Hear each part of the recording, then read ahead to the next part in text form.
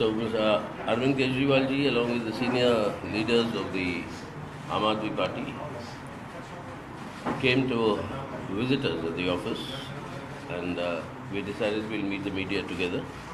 And now he will say why he came to meet us.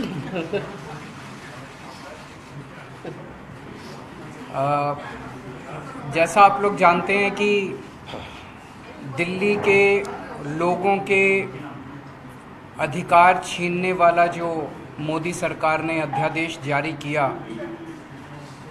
8 साल की लड़ाई के बाद 11 मई को सुप्रीम कोर्ट ने आदेश दिया था कि भारत एक जनतंत्र है। जनतंत्र के अंदर चुनी हुई सरकार को जनता के काम करने के लिए पूरे अधिकार और शक्तियां होनी चाहिए। 2015 में मोदी सरकार ने एक नोटिफिकेशन जारी करके हमारी पावर्स छीन ली थी। जो पावर्स शीला दीक्षित जी के पास होती थी वो पावर्स हमसे सारी छीन ली गई, सरकार को पंगु बना दिया गया। उसके बावजूद भी हमने काफ़ी काम किए, हम ही जानते हैं कैसे काम किए।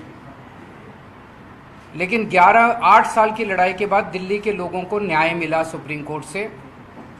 11 मई को सुप्रीम कोर्ट का आदेश आया और 8 दिन के अंदर ही 19 मई को मोदी सरकार ने अध्यादेश पारित करके सुप्रीम कोर्ट के आदेश को ख़त्म कर दिया, नल एंड वॉइड कर दिया, कैंसिल कर दिया सुप्रीम कोर्ट के आदेश को।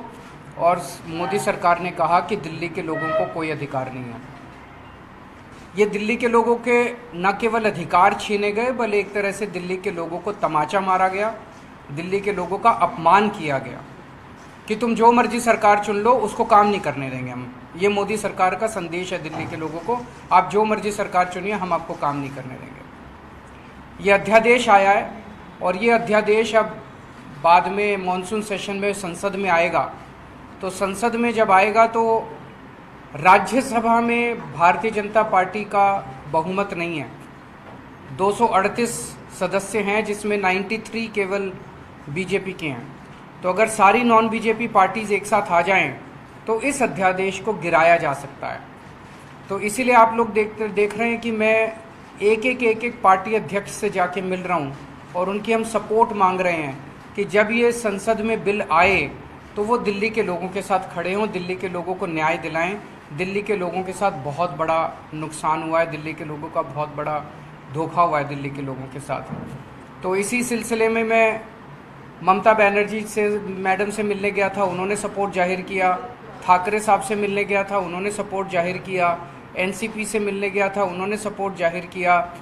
केसीआर साहब से मिलने गया था, उन्होंने सपोर्ट जाहिर किया।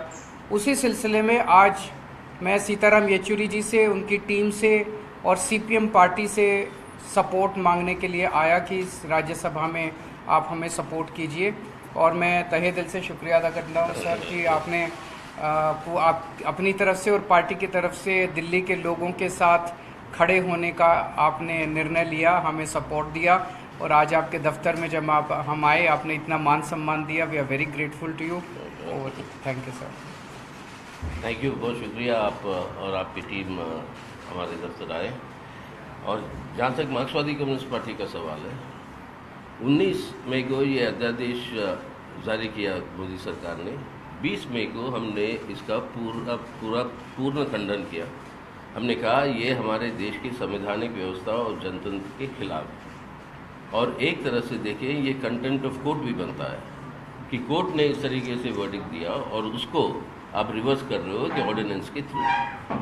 बुनियादी जो स्तंभ है हमारे संविधान के, उनमें से एक है फेडरलिज्म, यानी केंद्र और राज्य की सरकार के बीच में। अब सेंटर और स्टेट्स के बीच में जो रिलेशंस है उसको तो पूरा टोटली उल्लंघन करते हुए डिस्ट्रॉय कर रहा है ये मोदी सरकार। अब स्टेट्स के अधिकारों के ऊपर बहुत हमले हो रहे हैं, बहुत तरीके के हमले हो रहे हैं। और उनमें से ये एक बहुत ही ब्रेजन तरीके से, जिस तरीके से ये ऑर्डिनेंस ले आया गया, ये हमारे संविधान का उल्लंघन है। हम उस हिसाब से इसका पूरा का पूरा विरोध करते हैं, खंडन किया है। और राज्यसभा में या कहीं पर भी जब मौका मिलेगा इसके ऊपर वोट डालने की, हम इसका विरोध में डालेंगे। सीपीआई ये हम प्रतिबद्ध हैं। हमारी अपील है बाकी सब पार्टियों से यहाँ पे सवाल पॉलिटिकल पार्टियों के बीच में नहीं है। ये सीपीएम या आप या कांग्रेस या आरजेडी, मतलब सवाल वो नहीं है। सवाल ये है कि देश का संविधान, संवैधानिक व्यवस्था, उसके ऊपर जो हमले हो रहे हैं उससे डटकर मुकाबला अगर नहीं करेंगे तो एक तानाशाही व्यवस्था ही नहीं, लेकिन हमारे देश के अंदर उससे भी बुरा एक फांसीवादी रुझान के साथ ये देश को चलाने की जो कोशिश है वो खतरा सामने आएगा।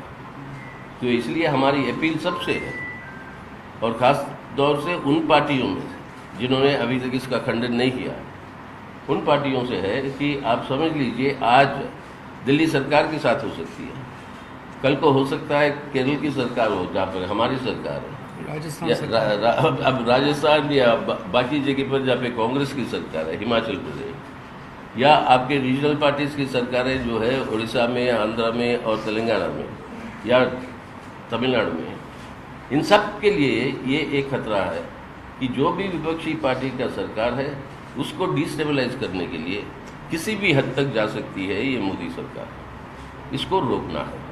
तो हमारी अपील सबसे है, खासतौर से सबसे बड़ी विपक्षी पार्टी कांग्रेस, कि आप आइए यहाँ पर सब मिलकर हम जो है संविधान की रक्षा करें, और जो इस संविधान को उल्लंघन की बात छोड़िए, इस संविधान के ऊपर हमला कर रहे हैं इस तरीके से, उनके खिलाफ जुटकर मुकाबला करें। ये है मेन मुद्दा।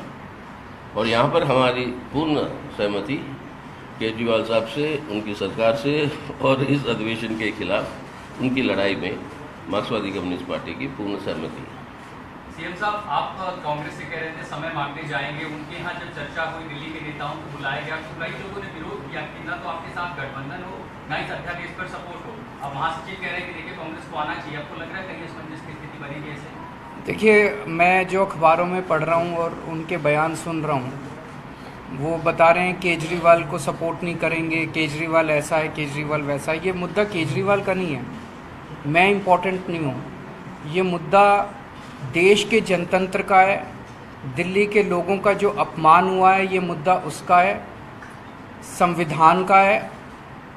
मेरी उनसे निवेदन है कि केजरीवाल को छोड़ दीजिए, केजरीवाल को सपोर्ट मत कीजिए, लेकिन मोदी सरकार ने जो दिल्ली के लोगों का अपमान किया, दिल्ली के लोगों की सारी शक्ति छीन ली, तो दिल्ली के लोगों के साथ खड़े हुई है। आज इन्होंने दिल्ली के साथ किया है, जैसा अभी येचुरी साहब ने कहा, कल को अगर ये राजस्थान सरकार के साथ खड़े होते हैं, के राजस्थान के खिलाफ ऐसा ऑर्डिनेंस पास करते हैं, तो हम उसके खिलाफ खड़े होंगे। हम ये नहीं कहेंगे ये कांग्रेस का मामला है कि बीजेपी का मामला है, ये देश का मामला है, तो हमें देश के साथ खड़े होना है। तो उन्हें यही तय करना है कि वो मोदी जी के साथ खड़े हैं कि जनता के साथ खड़े हैं।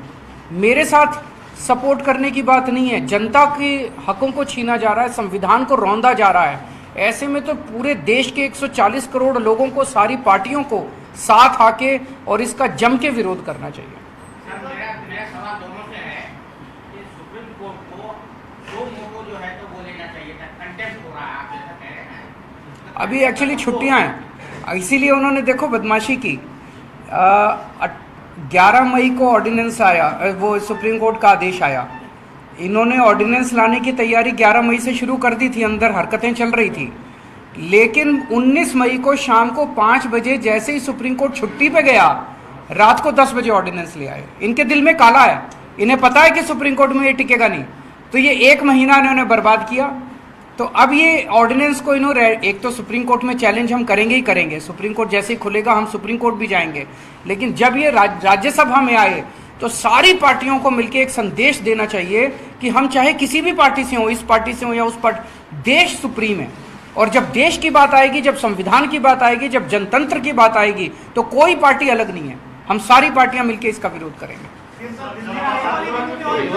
के घटना पर भी आपकी प्रतिक्रिया चाहिए, जो घटी है शाबा डेयरी में, और वहाँ पर एक निर्मम हत्या कर दी गई और खुलेआम उस युवक ने हत्या की और सीसीटीवी में वो सब नजर आ रहा है। वो हम लोगों ने देखा, बहुत बहुत बहुत दर्दनाक हादसा है, और मतलब वो देखा नहीं जाता, जिस तरह से चाकू गोद के और उसके बाद पत्थर से उस बच्ची का सर फोड़ दिया गया।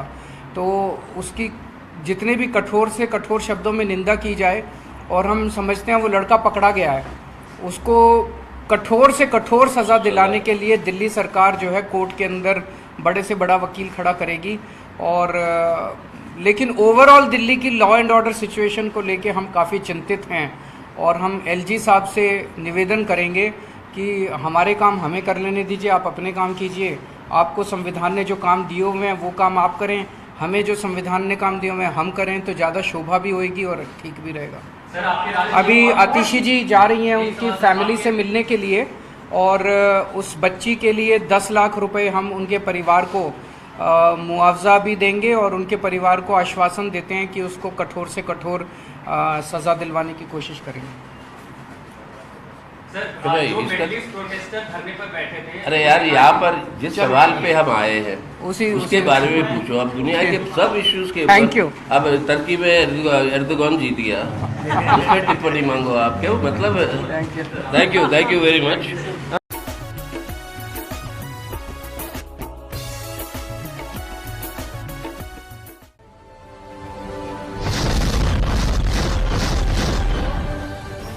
ਹੋਰ ਅਪਡੇਟ ਖਬਰਾਂ ਦੇਖਣ ਲਈ ਸਬਸਕ੍ਰਾਈਬ ਕਰੋ ਸਾਡਾ YouTube ਚੈਨਲ ਆਜ਼ਾਦ ਟੀਵੀ ਅਤੇ ਲਾਈਕ ਕਰੋ ਸਾਡਾ Facebook ਪੇਜ ਤੇ ਨਾਲ ਲੱਗੇ ਬੈਲ ਬਟਨ ਨੂੰ ਪ੍ਰੈਸ ਕਰੋ।